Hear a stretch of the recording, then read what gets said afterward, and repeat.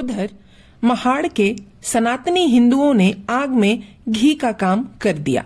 उन्होंने घोषणा की कि अछूतों द्वारा चावदार तालाब का पानी छूने से वह पवित्र हो गया है, अतः उन्होंने तालाब को शुद्ध करने का संस्कार किया। डॉक्टर भीमराव अंबेडकर ने इस शुद्धिकरण को अछूतों का अपमान समझा और उन्होंने अपने पत्र बहिष्कृत भारत के माध्यम से इसका प्रचार किया। उन्होंने पुनः सत्याग्रह की योजना बनाई, जिसके लिए उन्होंने बहिष्कृत हितकारिणी सभा के कार्यालय में सत्याग्रह करने वालों के नाम लिखना प्रारंभ कर दिया। उधर महाड़ नगर पालिका ने स्वर्ण हिंदुओं के दबाव में आकर सरकार को वह आदेश रद्द कर दिया, जिसके अंतर्गत अछूतों को तालाब से पानी भरने का अधिकार दिया गया था।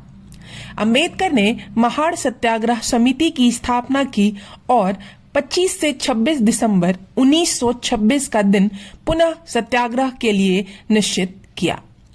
इसी समय स्वर्ण हिंदुओं ने महाड़ के आसपास सभी अछूतों को सामाजिक बहिष्कार कर रखा था। हिंदुओं ने अछूतों के गांव में घूमना फिरना बंद कर दिया, उन्हें चीजें बेचना बंद कर दिया और यहां तक कि अन्न की बिक्री भी उनके लिए बंद हो गई।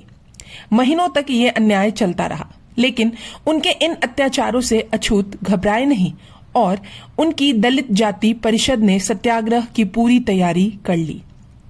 स्वर्ण हिंदुओं ने परिषद के पंडाल को बनाने के लिए जगह नहीं दी।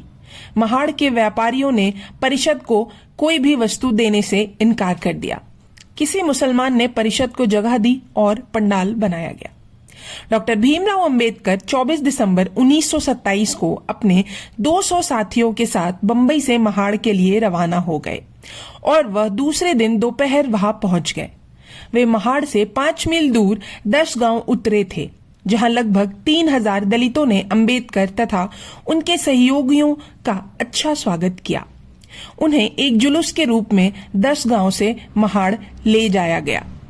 महाड़ में अंबेडकर ने जिलाधीश से मुलाकात की और जिलाधीश ने अंबेडकर से कहा, स्वर्ण हिंदुओं ने चावदार तालाब का खानगी संपत्ति होने का दावा किया है, अतः जब तक इस बात को कानूनी फैसला नहीं हो जाता तब तक आप सत्याग्रह ना करें। डॉक्टर भीमराव अंबेडकर स्वयं एक बड़े बैरिस्टर थे।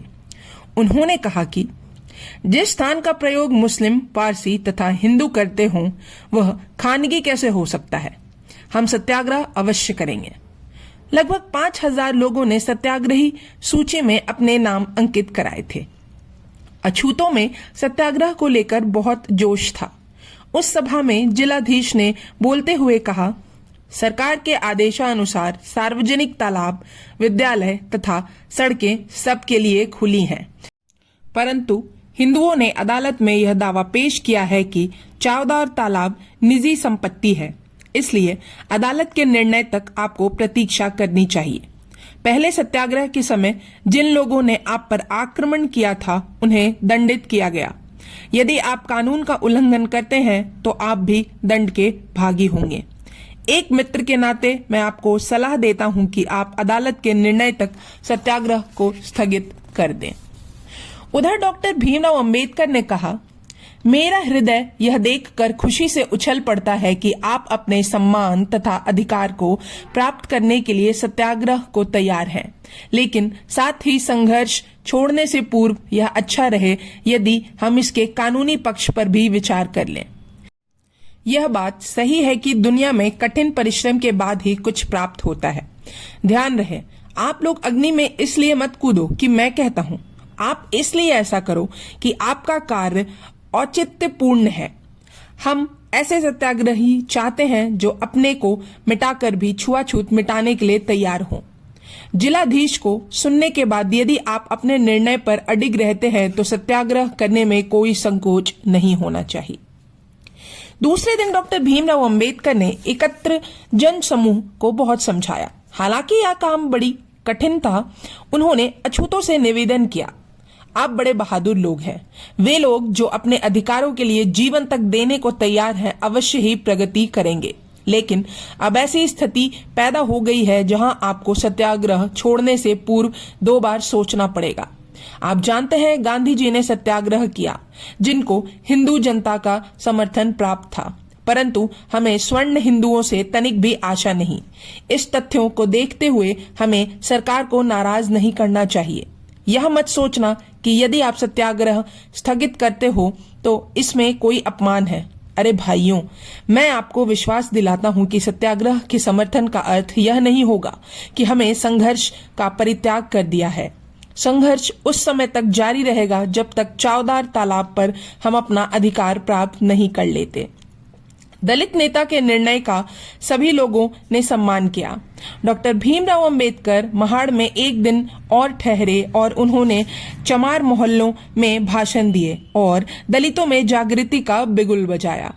अंबेडकर ने शाम को एक सभा में भाषण देते हुए कहा, आप अपने आप को कभी अछूत मत समझो, साफ सुथरा जीवन व्यतीत करो, स्पर्शीय स्त्रियों की भांति वस्त्र पहनो। इसकी कभी चिंता मत करो कि तुम्हारे वस्त्र फटे पुराने हों। यह ध्यान रखो कि वे साफ हों। आपके वस्त्रों की स्वतंत्रता पर कोई प्रतिबंध नहीं लगा सकता है और न ही कोई तुम्हें अपने जेवरात के चुनाव में रोक सकता है। अपने मन को स्वच्छ बनाने का ध्यान रखो और आत्म सहायता की भावना अपने मन में पैदा करो। तुम्हारे पति और पुत्र शराब पीते हैं तो उन्हें खाना मत दो। अपने बच्चों को स्कूल भेजो। स्त्री शिक्षा उतनी ही अनिवार्य है जितनी पुरुष शिक्षा। यदि तुम लिखना पढ़ना जानते हो तो तुम्हारी प्रगति शीघ्र होगी। जैसे तुम रहोगे वैसे ही तुम्हारी संतान बनेगी। उनके जीवन को इस प्रकार ढालो जो दुनिया में आपका नाम रोशन कर सके। डॉक्टर भीमराव अंबेडकर के इन शब्दों के साथ महाड़ सत्याग्रह का अंत हुआ। अंबेडकर ने अदालत में चावदार तालाब से अछूतों द्वारा पानी पीने के अधिकार के लिए दावा पेश किया। यह मुकदमा 10 वर्षों तक चला और 17 मार्च 1936 को बम्बई हाई कोर्ट ने अछूतों के पक्ष में अपना फैसला सुनाया। एक लंबे संघर्ष के बाद डॉक्टर भीमराव अंबेडकर और समूचे अछूत समुदाय को सफलता मिली।